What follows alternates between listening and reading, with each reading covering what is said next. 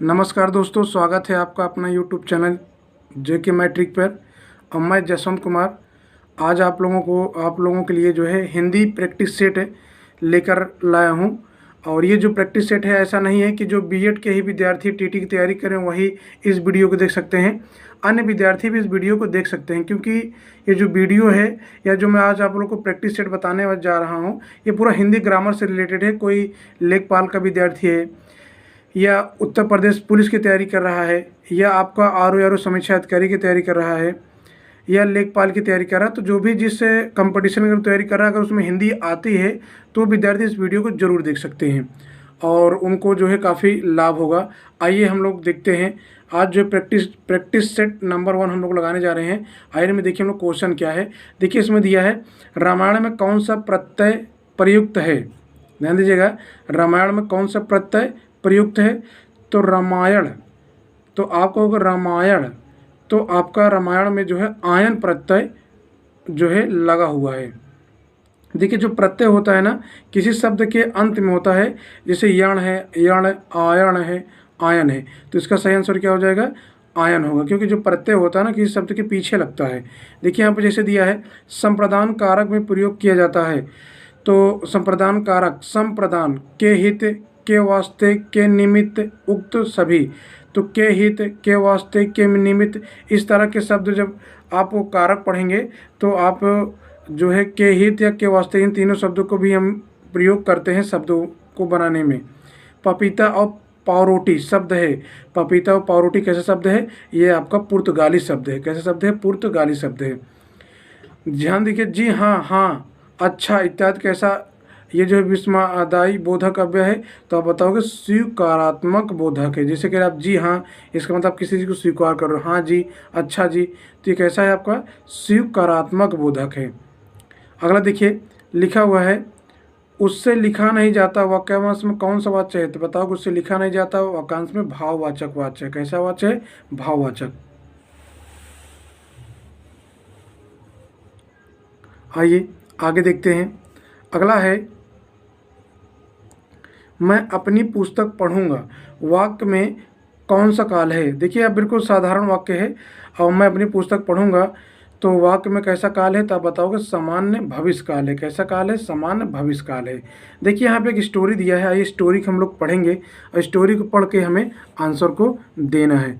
देखिए यहाँ दिया है, सारा जीवन रस दिया है, सारा जीवन रस निचुड़ चुका है, स्वप्न पुराने हो चुके हैं, आजकल कविता में नयापन नहीं है, उसमें पुराने जमाने की पुनर्वृत्ति मात्र है, इस नकल में असल की पवित्रता का अभाव है। अब तो एक नए प्रकार का कला कौशल पूर्ण संगीत साहित्य संसार में प्रचलित होने वाला है। यदि वह न प्रचलित हुआ तो मशीनों के पहियों के नीचे दबकर हमें मरा समझिए। यह नया साहित्य मजदूरों के हृदय से निकलेगा, उन मजदूरों के कंठ से यह नई कविता निकलेगी जो अपने जीवन आनंद के साथ खेत की मेड़ों का, कपड़ों के धागों का, जूते के टांगों का, लकड़ी के रंगों का भेदभाव दूर करेंगे। नंगे सिर और पाँव धूल से पिटे और कीचड़ से रंगे हुए बेजुबान कवि जब जंगल में लकड़ी काटेंगे, तब लकड़ी काटने के शब्द इनके असभ्य स्वरों से मिश्रित होकर वायुयान पर चढ़ दसों दिशाओं में ऐसा अद्भुत गान करेगा कि भविष्य के कलावंतों के लिए वह ध्रुपद और मल्हार का काम करेगा। अब देखिए इतनी स्टोरी हमने इतनी लंबी पढ़ी, अब इसमें क्वेश्चन क्या पूछ रहा है। क्वेश्चन पूछ रहा है, यदि संगीत नवीन साहित्य संसार में प्रचलित नहीं हुआ तो मनुष्य नवीन कला कौशल पूर्ण संगीत में वंचित रह जाएगा। देखिए इसकी चर्चा तो इस स्टोरी में किया ही नहीं है, किया है, लेकिन ये इसका आंसर ये आपका नहीं है। भौतिकता के अधिक के कारण भावहीन हो जाएगा। और यहाँ पर यह कि यदि संगीत नवीन साहित्य संसार में प्रचलित नहीं हुआ तो मनुष्य क्या होगा। देखिए यहाँ लिखा हुआ है कि कलशपूर्ण संगीत साहित्य संसार में प्रचलित होने वाला है, यदि वह न प्रचलित हुआ तो मशीनों के पहियों के नीचे दबकर हमें मरा समझिए। और उसका देखिए आगे क्या दिया है, आगे देखिए यहाँ पे देखिए दिया हुआ है, अगर आप देखिए तो ये आपका आंसर दिया है, मशीनों का गुलाम बनकर रह जाएगा। यही आपका मैच कर रहा था इस स्टोरी में। तो इसमें होता क्या कि यह आपका गद्यांश है, गद्यांश में आपको एक स्टोरी दे देगा, उस स्टोरी के आधार पे आपसे क्वेश्चन पूछता है। देखिए इस पर क्वेश्चन और पूछ रहा है, क्वेश्चन ये पूछ रहा है, नवीन साहित्य का प्रमुख विषय है। तो नवीन साहित्य का प्रमुख विषय क्या है? तो बताएंगे मजदूरों के जीवन में बिखरा आनंद। ये आपका आंसर हो जाएगा। मजदूर बेजुबान रहकर भी कविता कर सकता है, औजारों से निकलने वाले संगीत के माध्यम से भविष्य के कलावंतों का नवीन दृष्टि प्रदान करने से। मजदूर जो बेजुबान रहकर भी कविता कर सकता है, औजारों से निकलने वाले संगीत के माध्यम से। ये आपका आंसर बिल्कुल राइट हो जाएगा। और बाकी देखिए होता क्या कि अब हमारे पास इतना समय नहीं है कि मैं आपको पूरी स्टोरी में दिखाऊं, इसलिए स्टोरी को मैंने पढ़ा था। आप लोग भी वीडियो को रोक के पढ़ के फिर आंसर दे सकते हैं। ये मैं आपको आंसर यहाँ पे रख दिया, जो कि आंसर आपका बिल्कुल राइट है। देखिए अगला इसमें ही इसी में क्वेश्चन पूछा है, शिक्षक श्यामपट्ट पर क्या खींचकर पाठ को रोचक बनाता है? तो ध्यान दीजिएगा, चित्र खींचकर, रेखा चित्र खींचकर, मानचित्र खींचकर। तो ध्यान दीजिएगा, जो शिक्षक होता है ना, अगर श्यामपट्ट मतलब बोर्ड की बात कर रहा है, फिर उस पर जो इन सारी चीज़ों को यूज करता है, चित्र भी, रेखा चित्र का, मानचित्र का भी, इन तीनों चीज़ को यूज करता है। सतत और व्यापक मूल्यांकन के लिए किन बिंदुओं का होना आवश्यक नहीं है? तो ध्यान दीजिएगा, सतत और व्यापक मूल्यांकन के लिए किन बिंदु को होना आवश्यकता नहीं? निरंतरता, सही तकनीक का उपयोग, वाद विवाद। तो सतत और व्यापक मूल्यांकन के लिए हमें वाद विवाद की जो है बिंदुओं की आवश्यकता नहीं पड़ती है। गोदान उपन्यास किस रचनाकार द्वारा है? प्रेमचंद। ध्यान दीजिएगा, गोदान उपन्यास के रचनाकार प्रेमचंद जी हैं। फल फूल में कौन सा समास है? देखिए फल फूल, आप खुद बताइए। द्वंद्व समास, द्वंद्व समास हमने जो है आप लोगों को बता रखा है। जो विद्यार्थी अगर द्वंद्व समास में दिक्कत होती है तो वीडियो को आप देखिए, आपको समझ में आ जाएगा द्वंद्व समास क्या होता है। तो ध्यान दीजिए, योजक जो चिन्ह होता है ना, यही बताता है द्वंद्व समास। ये जो योजक चिन्ह लगा हुआ है, ये आपका द्वंद्व समास के बारे में बताता है। देखिए ये आपका द्वंद्व समास। देखिए क्वेश्चन क्या था, फल फूल में कौन समास है? तो आपका द्वंद्व समास है। आगे देखिए क्या क्वेश्चन पूछ रहा है। अगला है, प्रयाग में किस उपसर्ग का प्रयोग है? प्रयाग में उपसर्ग, देखो उपसर्ग जो होते हैं ना, वो किसी शब्द के पहले लगते हैं। परा क्या है? एक उपसर्ग है। तो प्रयाग में कौन सा उपसर्ग लगा है? परा लगा है। कुख्यात शब्द का विलोम क्या होगा? कुख्यात का विलोम क्या होगा? विख्यात होगा। जिनका उच्चारण कंठ के माध्यम से होता है उसे क्या कहते हैं? कंठ कहते हैं। कंठ के माध्यम से कंठ कहलाएगा। निम्नलिखित में से स्पर्श व्यंजन कौन सा है? स्पर्श व्यंजन पा फा बा। देखिए स्पर्श व्यंजनों की संख्या हमारी 25 है। और जैसे आप का, खा, गा, घ, चा, छा, जा, झैया, टा, ठा, डा, ढाना, ता, था, धा, तो उसमें भी पा फा बा भी जो आता है ना, यह स्पर्श व्यंजन के अंतर्गत ही आता है। निम्नलिखित में से कौन सा युग्म गलत है? देखिए उपचय अपचय। काला गोरा मतलब विलोम है। उपचय का विलोम अपचय, काला का गोरा, बर्बर का सभ्य। तो क्रूर का क्रूरता थोड़ी होगा। क्रोध का एक तरफ तो क्रोध का जो है क्रूरता, ये दोनों एक ही वर्ड हो गए थे, एक दूसरे का अपोजिट नहीं है। यही आपका सबसे गलत है। आइए आगे देखते हैं, इनमें से कौन सा पंचमाक्षर नहीं है? पंचमाक्षर नहीं है। ड, इया, ड़ा, प, यह आपका पंचमाक्षर नहीं है। एक तरफ से क्या है? बा आपका व्यंजन है।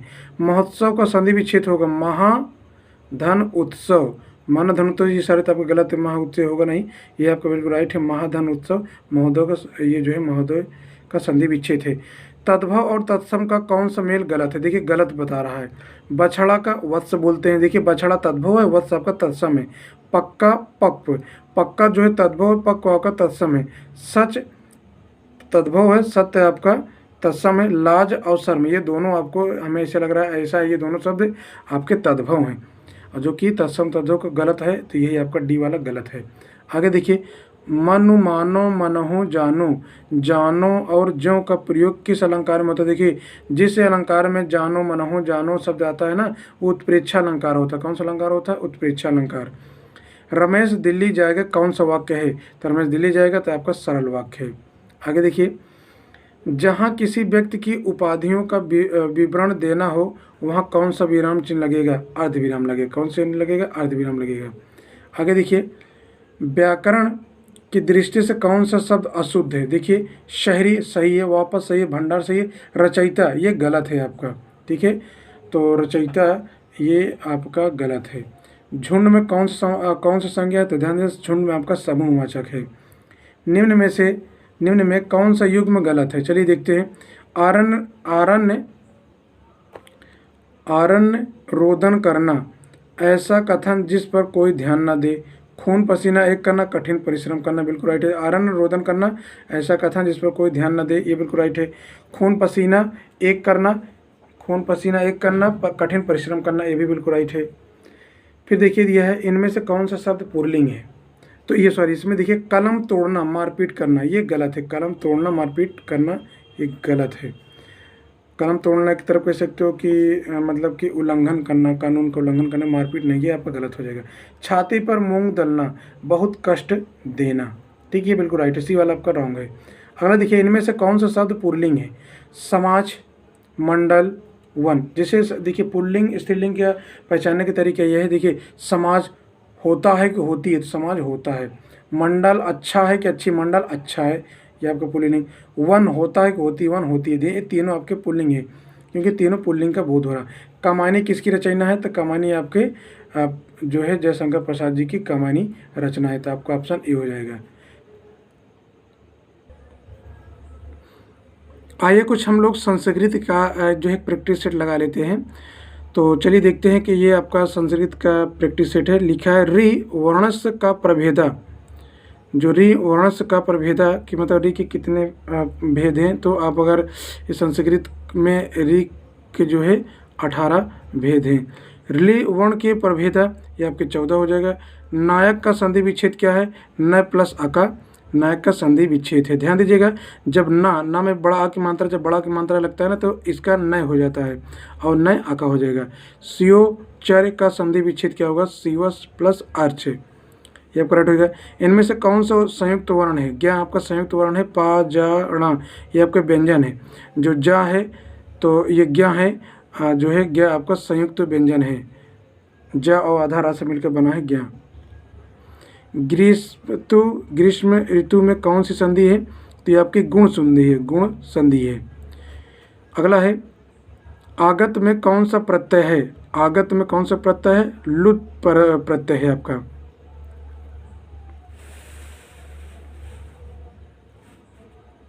आइए आगे देखते हैं।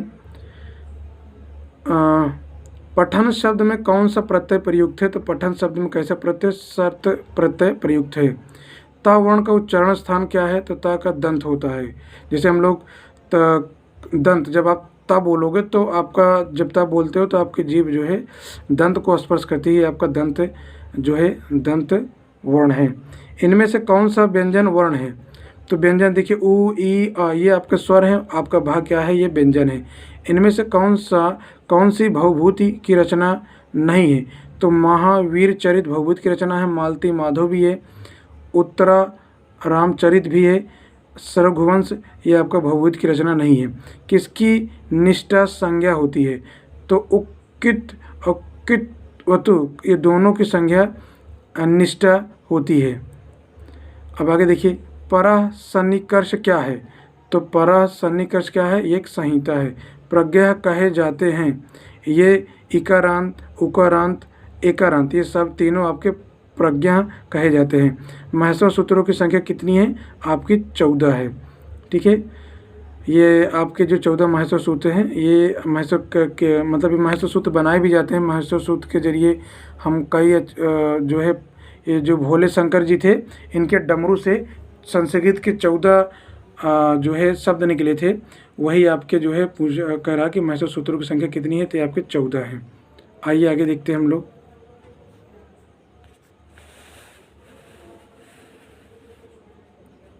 चलिए 16 नंबर है, पाणिनि की माता का क्या नाम था? तो पाणिनि की माता का नाम दाक्षी था। इत किसे कहा जाता है? हल को क्या कहा जाता है? इत कहा जाता है। इत संज्ञक सूत्र है हलयंतम। इत संज्ञक सूत्र इसका है हलयंतम। कुल प्रत्याहार कितने हैं? 42 प्रत्याहार हैं हमारे। महेश्वर सूत्र का प्रयोजन क्या है? तो महेश्वर सूत्र का प्रयोजन मतलब प्रत्याहार का निर्माण करना है, महेश्वर सूत्र का प्रयोजन है। उपसर्गों की संख्या कितनी है? 22 उपसर्ग हमारे हैं। कितने उपसर्ग हैं हमारे? 22 उपसर्ग हैं। आगे देखिए, पुराणों की संख्या कितनी है? 18 पुराण हैं। अस्मत् शब्द का चतुर्थी एक वचन रूप क्या होगा? तो अस्मत् शब्द का चतुर्थी एक वचन महम होगा।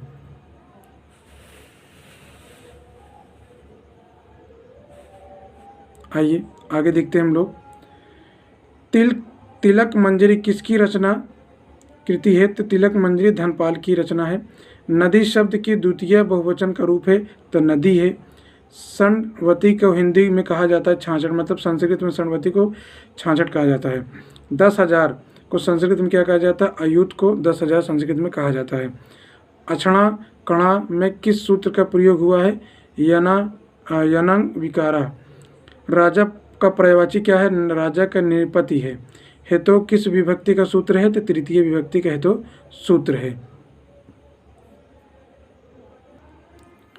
आए हिंदी के जो है एक और मतलब 1 से लेकर 30 तक, क्योंकि यूपी जो टेट है ना आपका 30 नंबर की हिंदी आएगी।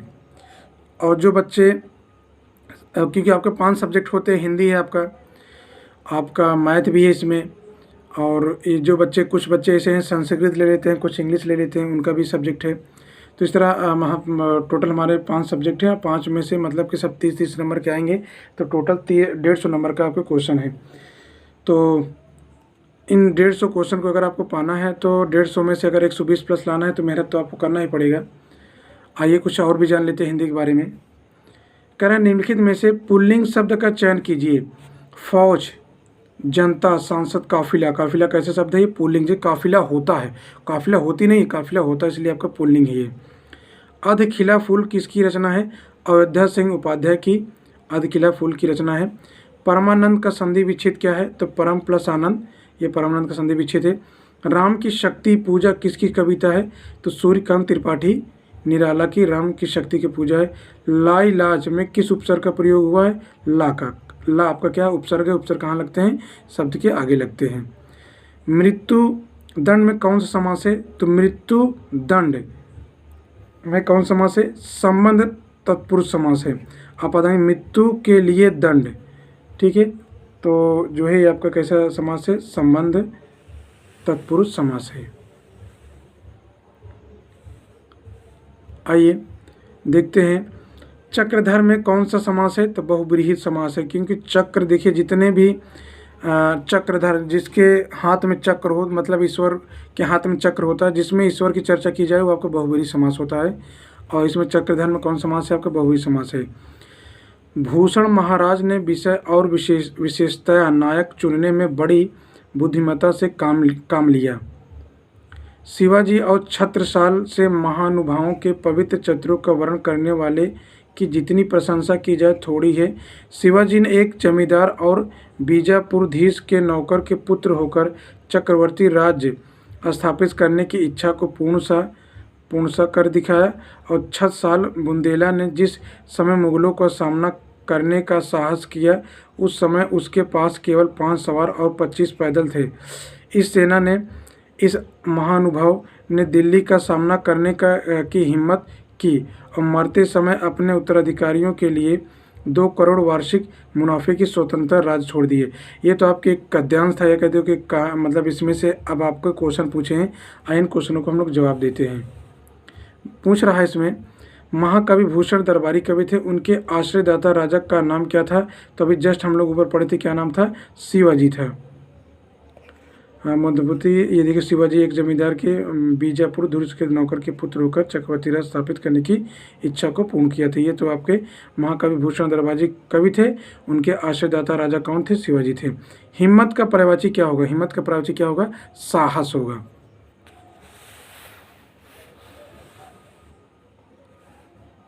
आगे देखिए, भूषण का प्रिय काव्य रस था श्रृंगार। भूषण मतलब भूषण का अगर आप पूछा जाए तो काव्य रस तो आपका श्रृंगार होगा, क्योंकि जो भूषण से ही लोग स्त्रियां सजती हैं। तिमिर का विलोम क्या होगा? तिमिर का आलोक विलोम होगा। पराक्रम शब्द में उपसर्ग बताइए, तो पराक्रम में उपसर्ग क्या है? परा आपका। मुझसे चला भी नहीं जाता, इस वाक्य का वाच्य होगा भाववाच्य होगा। क्या होगा? भाववाच्य, क्योंकि मुझसे चला जी ऐसा लग रहा है कि आपके अंदर कोई फीलिंग जग रही है, अगर मुझसे चला नहीं जाता, तो इस तरह के वाक्य क्या कहलाते हैं? भाववाच्य कहलाते हैं।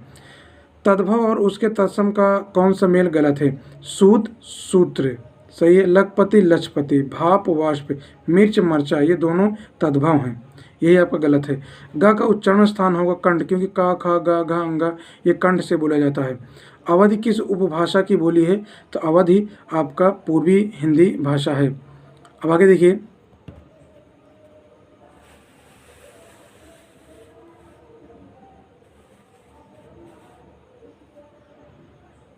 तो जो अवध शब्द था आपका, देख लीजिए, अवध में आपको ये पूर्वी हिंदी लिखा था। अवध किस उपभाषा की बोली है? पूर्वी की।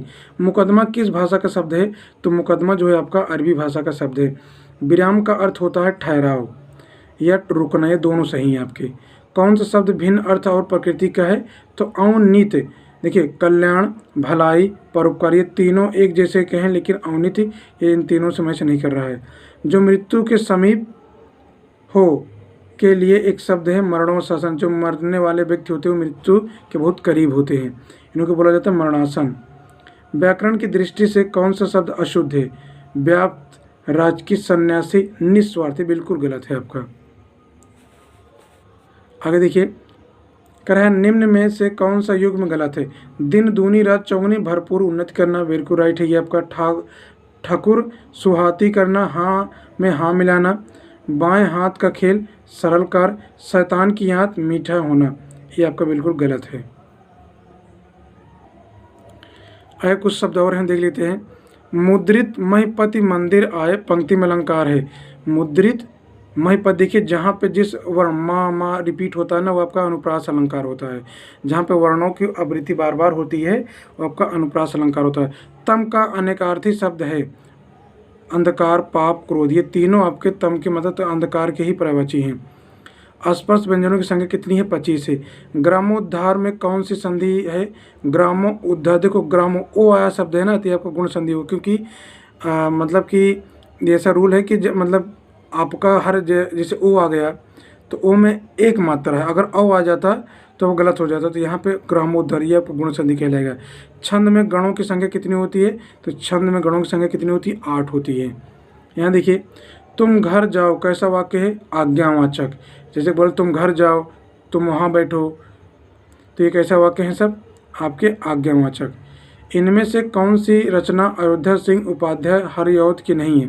प्रिप्रवास, चौखे चौपदे, चुभते चौपदे, देवसभा, ये आपका हरिऔध की, अयोध्या उपाध्याय हरिऔध की रचना नहीं है। इनमें से कौन सा शब्द पुल्लिंग है? भूलोक, पंचायत, जनता, सभा। जनता, पंचायत होती है स्त्रीलिंग हो गया, जनता होती है स्त्रीलिंग, सभा होती है स्त्रीलिंग, भूलोक होता है, ये आपका बिल्कुल राइट हो जाएगा। इसका हो जाएगा 30 का फर्स्ट। देखिए, अब ये है क्या कि मैं आपको प्रैक्टिस सेट लगवा रहा था, और जो विद्यार्थी अगर इस वीडियो को देख रहे हैं तो आप लोग क्या करना है कि इन सारे वीडियो को बार बार 1-2 बार 3 बार आप देख लेंगे तो आपको इस वीडियो के माध्यम से काफ़ी अच्छी जानकारी मिल जाएगी। और आप लोग वीडियो में इतनी देर तक बने रहने के लिए आप लोगों को बहुत बहुत धन्यवाद। जय हिंद, जय भारत।